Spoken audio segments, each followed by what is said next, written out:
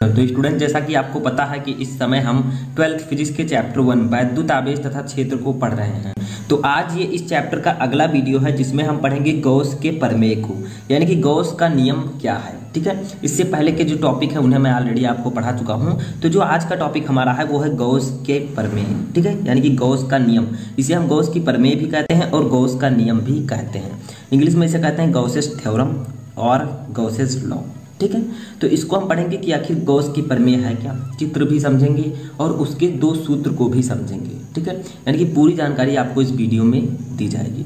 तो देखिए, गॉस के प्रमेय को जानने से पहले हमें ये जानना है कि आखिरकार गॉस ने अपना प्रमेय क्यों दिया और ये संबंधित किससे है। तो देखिए, गॉस की प्रमेय स्थिर वैद्युतिकी में किसी काल्पनिक बंद पृष्ठ, जिसे हम गॉसियन पृष्ठ कह सकते हैं, से गुजरने वाले वैद्युत फ्लक्स तथा पृष्ठ द्वारा परिबद्ध कुल आवेश के बीच संबंध बताता है। यानी कि जो आप गॉस जी ने प्रमेय दिया था वो किससे संबंधित है। ठीक है, तो देखिए, गॉस की जो प्रमेय है वो स्थिर वैद्युतिकी में किसी बंद पृष्ठ, यानी कि कोई बंद पृष्ठ हम ले लेंगे, उस जिसे हम गॉसियन पृष्ठ भी कह सकते हैं, उससे गुजरने वाले वैद्युत फ्लक्स, यानी कि कितनी वैद्युत बल रेखाएं गुजर रही हैं उनके बीच, और पृष्ठ द्वारा परिबद्ध कुल आवेश, और उस पृष्ठ पर कितने आवेश उपस्थित हैं, इन दोनों के बीच संबंध को ये प्रदर्शित करता है।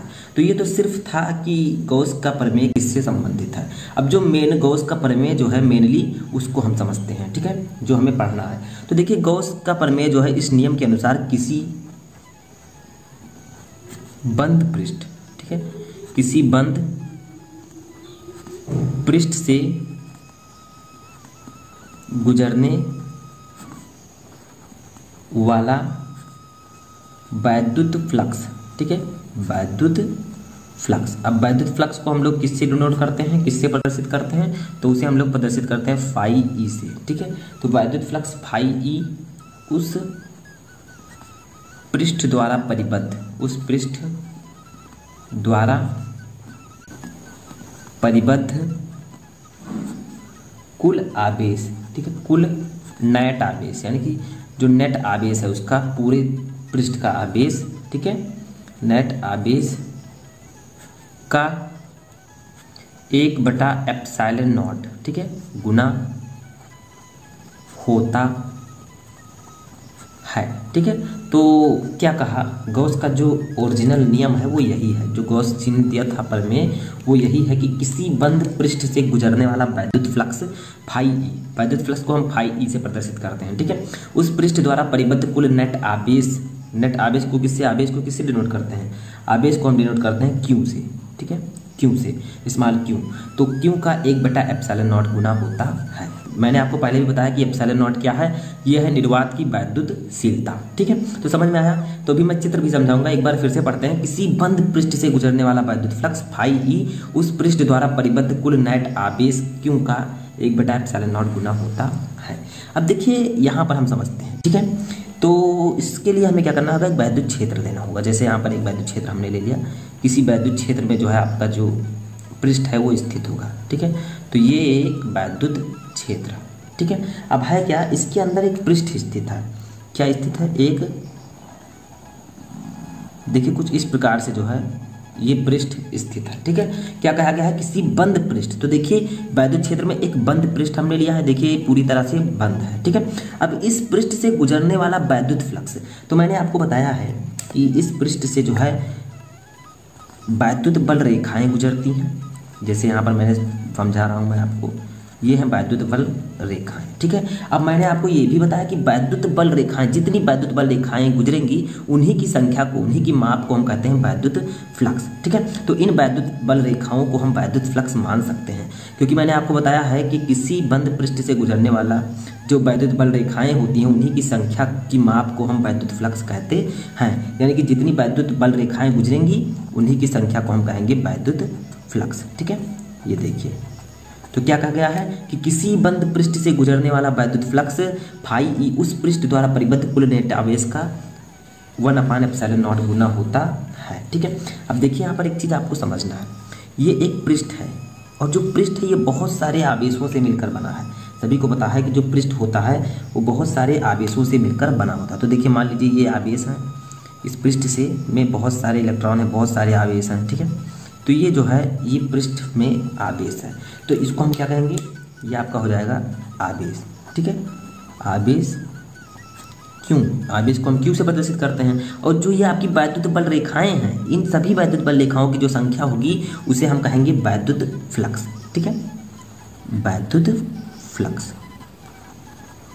तो वही कहा गया है, देखिए वैद्युत फ्लक्स को हम फाई ई से डिनोट करते हैं। तो किसी बंद पृष्ठ, इस बंद पृष्ठ से गुजरने वाला वैद्युत फ्लक्स, जो भी वैद्युत फ्लक्स देखिए गुजर रहा है, इसे हम वैद्युत फ्लक्स कह सकते हैं, क्योंकि ये वैद्युत बल रेखाएं हैं और इन्हीं की संख्या को हम वैद्युत फ्लक्स कहते हैं। तो जितने भी वैद्युत फ्लक्स फाई ई उस पृष्ठ द्वारा परिबद्ध, इस पृष्ठ में जितने भी आवेश हैं उसका 1/ε0 गुना होता है। समझ में आया। देखिए बहुत ही सिंपल है, सिर्फ चित्र को आपको समझना है। एक हमने वैद्युत क्षेत्र में एक पृष्ठ लिया है, ठीक है, जो कि बंद पृष्ठ है, जिसे हम गॉसियन पृष्ठ भी कह सकते हैं। अब इस पृष्ठ से गुजरने वाला वैद्युत फ्लक्स जो फाई ई होगा वो इस पृष्ठ में जो आवेश है, इस पृष्ठ द्वारा परिबद्ध कुल आवेश क्यू का 1/ε0 गुना होता है, ठीक है। तो अभी हम लोग सूत्र को समझ लेते हैं। तो देखिए यहाँ पर हम लोग लिखेंगे कि यदि किसी